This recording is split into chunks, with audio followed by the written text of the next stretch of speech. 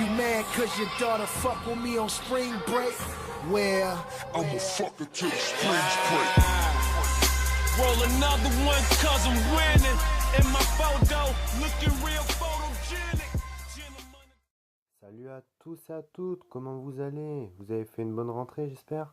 Bah moi ça va, ça s'est bien passé. Alors on se retrouve aujourd'hui pour une nouvelle vidéo de magie, mais qui est expliquée. Alors celle-ci s'appelle la carte au prénom.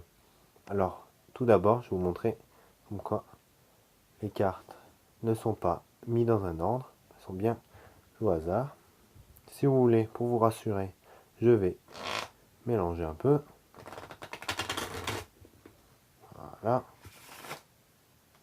Très bien.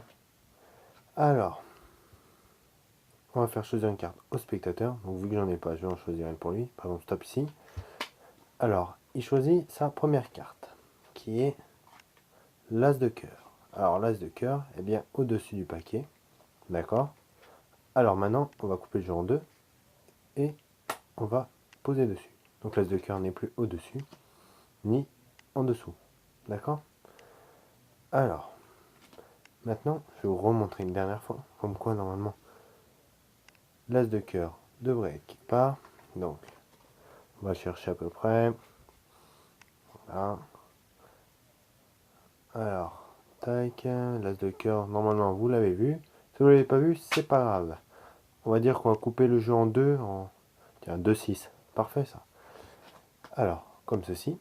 Et maintenant, nous avons besoin d'un prénom. Alors, vu que j'ai personne comme spectateur, normalement, il aurait fallu prendre le nom de votre spectateur. Donc, par exemple, je vais prendre celui d'une amie. Alors, Chloé. Donc, voilà, petite dédicace à Chloé. Alors, Chloé, je vais épeler ton prénom. Donc, C-H-L-O-E.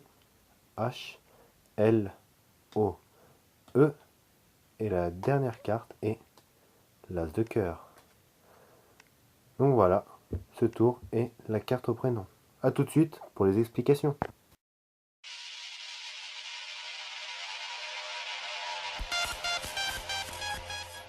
Alors, voici les explications de ce tour. Alors en fait, c'est très simple. Il faut déjà préparer votre jeu. C'est-à-dire, à la fin de votre paquet, vous devrez mettre 8 cartes, donc dans un ordre précis. Donc moi, je les ai mises alternées, par exemple, noir, rouge, après n'importe comment, comme vous voulez. Mais que ça fasse un nombre de valeurs, quoi. Un as qui vaut une lettre, donc une lettre, 2 lettres, 3 lettres, 4 lettres, 5, 6, 7, 8. Donc un prénom. Là, dans la vidéo que je vous ai montré, Chloé, son prénom a 5 lettres. Donc jusqu'au 5. D'accord? Alors, ensuite, vous placez vos 8 cartes en dessous de votre paquet et vous commencez ce tour comme ceci. En disant, alors on va faire choisir une carte au spectateur, celle qui veut.